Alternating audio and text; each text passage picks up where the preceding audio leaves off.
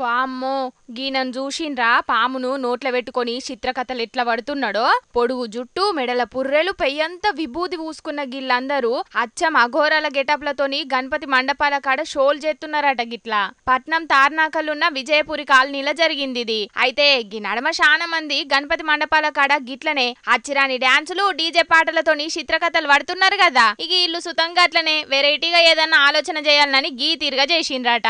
అఘోరాల ఏషాలేసుకున్న గిళ్ళను విలిపించి భయంకరమైన గిసొంటి విన్యాసాలు చేపించిండ్రన్నట్టు. ఇక ఇది యూసి ఆడున్నోళ్ళు కూడా మస్తు గుబులు పడ్డారట.